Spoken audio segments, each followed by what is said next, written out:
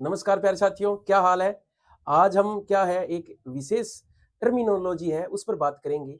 आप जब भी एग्ज़ाम देते हो तो कहीं न कहीं किसी न किसी एग्ज़ाम में ये टर्म्स देखने को हमें मिलती है। लेकिन क्या होता है कि जो मैं आज टर्म्स करवाने जा रहा हूँ उसमें क्या है स्टूडेंट हर बार डाउट में रहता है कि ये क्या चीज़ है और ये क्या चीज़ है। आज हम जो टर्म्स की बात कर रहे हैं तो 3 टर्म्स हमें देखने को मिलती है। पहली है क्रॉप लॉगिंग। क्या है? Crop logging. दूसरी जो टर्म्स है वो है क्रॉप लॉजिंग। एक है लॉगिंग, लॉगिंग, दूसरा है लॉजिंग, लॉगिंग और लॉजिंग। तीसरी जो टर्म्स है वो है वाटर लॉगिंग, वाटर लॉगिंग। ये जो 3 टर्म्स हैं हम हर बार एग्जाम में देखते हैं, लेकिन क्या है संशय में रहते हैं कि ये कौन सी है, ये कौन सी है। आज ही इनका क्या है हम फुल्ली एग्जामिनेशन करेंगे। ठीक है, आज हम इन्हें पूर्ण रूप से जानेंगे और देखेंगे कि ये है क्या। पहली जो टर्म्स है, जो पहली टर्म्स है वो है क्रॉप लॉगिंग। क्या है? Crop logging. लॉगिंग का आपको पता ही है कि लॉगिंग मतलब क्या होता है। लॉगिंग मतलब एक रेखांकन, समझ रहे हो? तो क्रॉप लॉगिंग असल में क्या है कि असल में ये जो अवधारणा है क्रॉप लॉगिंग की, तो ये अवधारणा एच एफ या हैरी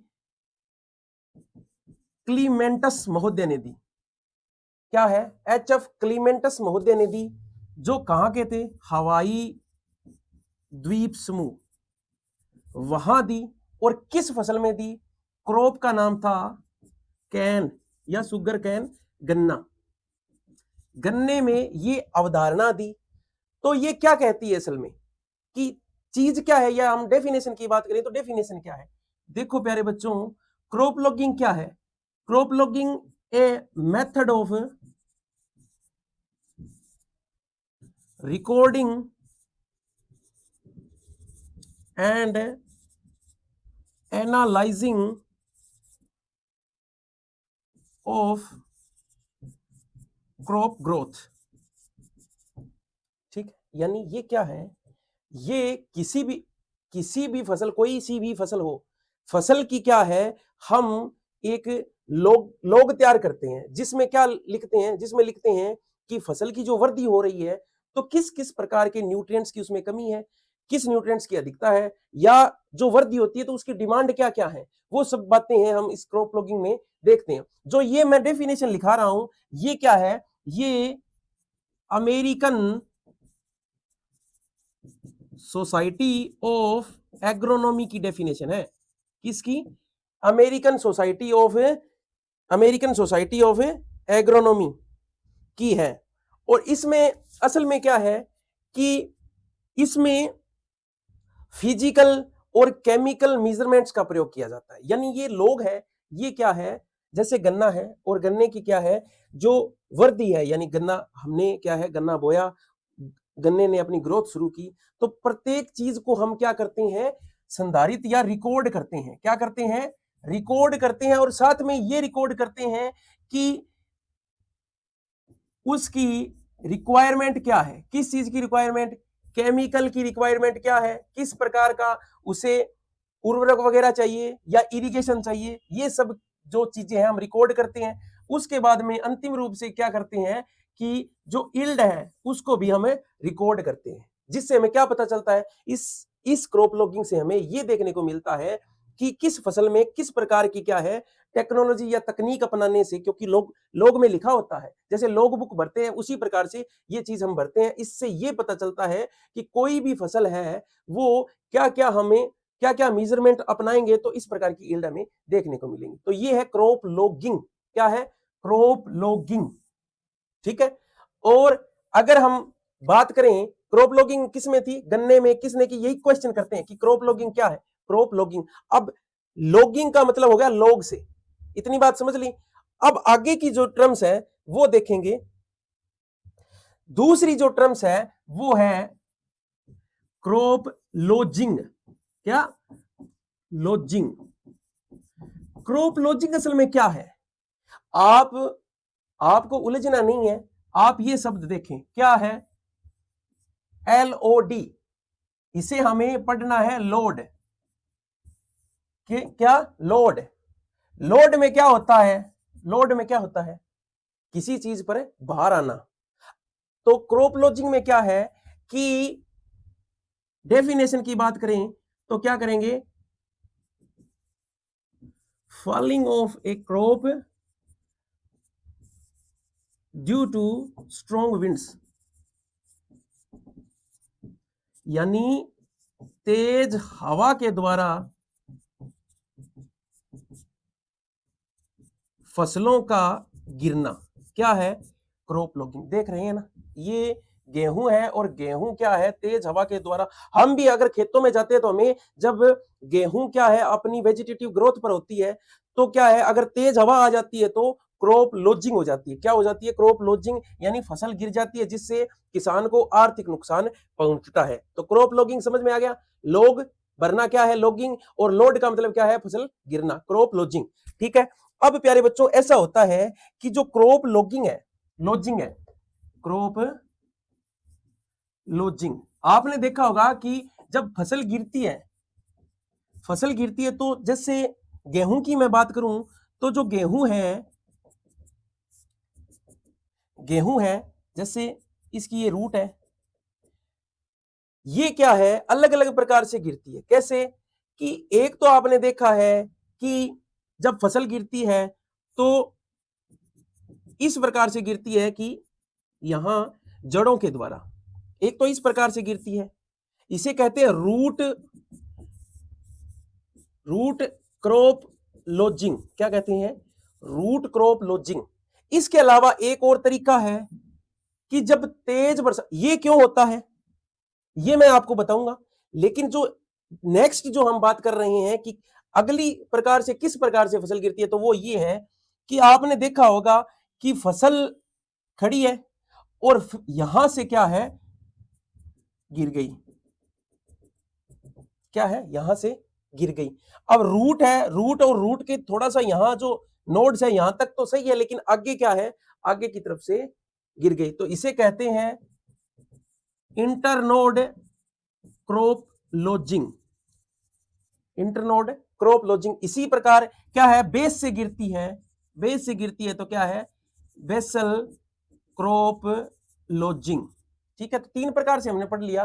पहला हमने पढ़ा रूट क्रॉप लोजिंग, दूसरा हमने पढ़ा बेसल क्रॉप लोजिंग या basal node crop lodging, basal node crop lodging, और यानी जो नोड होती है उस, एक हम पढ़ सकते हैं इंटरनोड क्रॉप लोजिंग। हम जब खेत में जाते हैं ना तो हम देखते हैं, देखो किसान भाई क्या करते हैं, मौसम को देखते हैं कि आज किस प्रकार का मौसम है और उनकी सिंचाई की बारी होती है, तो सिंचाई जब उनको सिंचाई करनी होती है तो क्या है, वो मौसम को देखते हैं, उनको ये लगता है कि आज क्या है, बरसात हो सकती है, या उनको ये लगता है कि आज क्या है कि तेज हवा या अंधकार आने वाला है, तो क्या करता है, वो इरिगेशन को स्किप कर सकता है।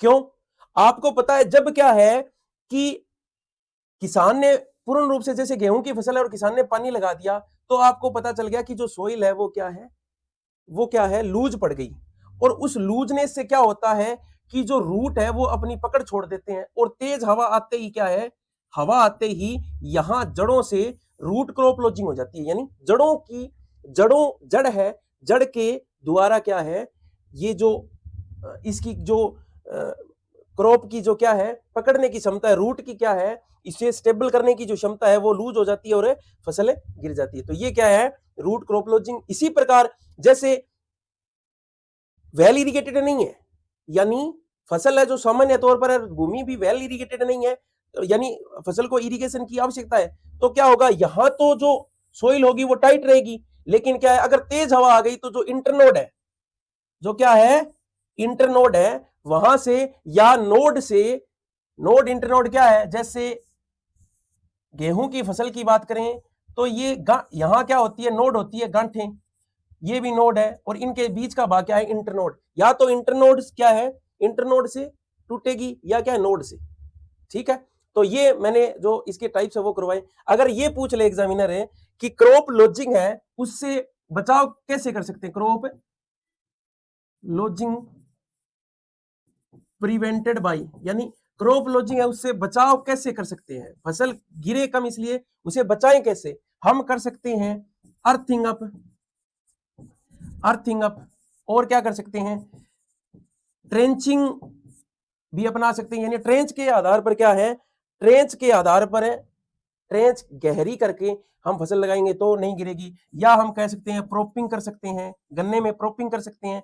इसके अलावा टाइंग कर सकते हैं गन्ने में।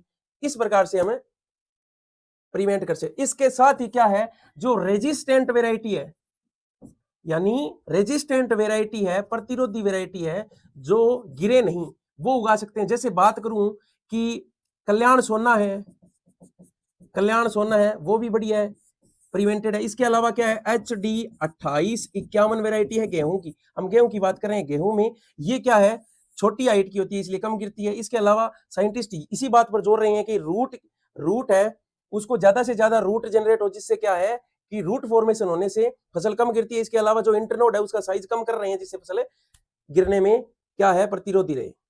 अब हम अगली बात करते हैं कि एक है क्रॉप वाटर लॉगिंग, तीसरी टर्म्स क्या है, वाटर लॉगिंग। वाटर लॉगिंग क्या है, वाटर लॉगिंग का मतलब होता है जल भराव। क्या है, जल भराव।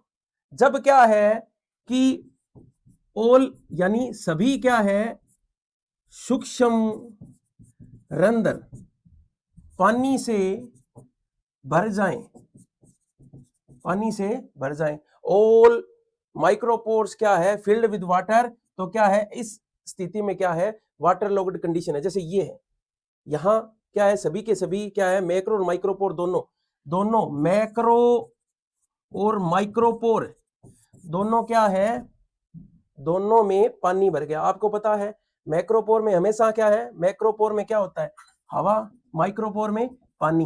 तो इस कंडीशन में, वाटर लॉग्ड कंडीशन में, यहां सूक्ष्म रंध्र का मतलब रंध्र ही है, क्या है, रंध्र ही है, जिसमें क्या है, मैक्रो और माइक्रो यानी सूक्ष्म और वृहद दोनों रंध्र क्या है, पानी से भर जाएं। तो इस स्थिति को क्या कहते हैं, वाटर लॉग्ड कंडीशन। भारत में क्या है, भारत में 8.5 million Hector water logged condition वाली सोइल है। भारत में कितनी है, 8.5 मिलियन हेक्टर क्या है, वाटर लॉग्ड कंडीशन वाली सोइल है। इसके अलावा अगर मैं बात करूं यूपी की, तो यूपी में लगभग 1.98 मिलियन हेक्टर सोइल है जो वाटर लॉग्ड है। राजस्थान की बात करूं तो राजस्थान में 0.35 मिलियन हेक्टर है जो क्या है, वाटर लॉग्ड कंडीशन। क्लियर है।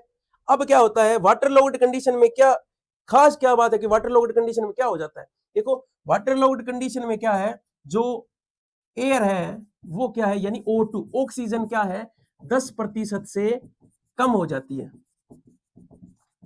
कम हो जाती है। जिससे क्या होता है, मैंने लास्ट सेशन में कराया था कि 10% से कम हुआ तो क्या होगा, डीनाइट्रिफिकेशन। क्या होगा, डीनाइट्रिफिकेशन होगा। और क्या होगा, और आपको पता है फसल पर विपरीत प्रभाव पड़ेगा। ऐसी कौन सी फसल है जिस पर क्या है, जल फसल जो जल भराव के प्रति क्या है, संवेदी है या सेंसिटिव है। ऐसी कौन सी फसल है जो जल भराव के प्रति सेंसिटिव है। आप ये बात आपको याद रखनी है कि ऐसी कौन सी क्रॉप है जो क्या है, जल भराव के प्रति सेंसिटिव है। तो वो है मेज। क्या है, मेज। मेज जल भराव के प्रति बहुत ही ज्यादा सेंसिटिव है। इसके अलावा दूसरी जो फसल है वो है तंबाकू, टोबैको। क्या है, टोबैको। अगर रेजिस्टेंस की बात करूं तो ऐसी कौन सी फसल है जो क्या है, ऐसी कौन सी फसल है जो वाटर लॉग्ड के प्रति रेजिस्टेंट है या टॉलरेंट है। रेजिस्टेंट तो नहीं कह सकते लेकिन टॉलरेंट है, जो सह सकती है। ठीक है, तो वो है राइस। पहली यानी सबसे ज्यादा राइस बियर कर सकती है, टॉलरेट कर सकती है। इसके अलावा जूट। इसके अलावा जो तीसरी फसल है वो है शुगर कैन। सबसे ज्यादा ये टॉलरेट कर सकती है, उसके बाद में ये फिर शुगर कैन। और जल भराव, अगर आपसे कोई क्वेश्चन पूछ ले कि राइस की जल भराव के प्रति टॉलरेंट वैरायटी अगर आपसे पूछ ले तो हम कहेंगे पंकज जलमग्ना। इसके अलावा बहुत सारी वैरायटी है, लेकिन ये फेमस वैरायटी है राइस। ठीक है, आज हमने तीनों जो टर्मिनोलॉजी है आराम से सीखी और मुझे ऐसा लगता है कि आपको पूर्ण रूप से समझ में आ गई। तो थैंक यू सो मच।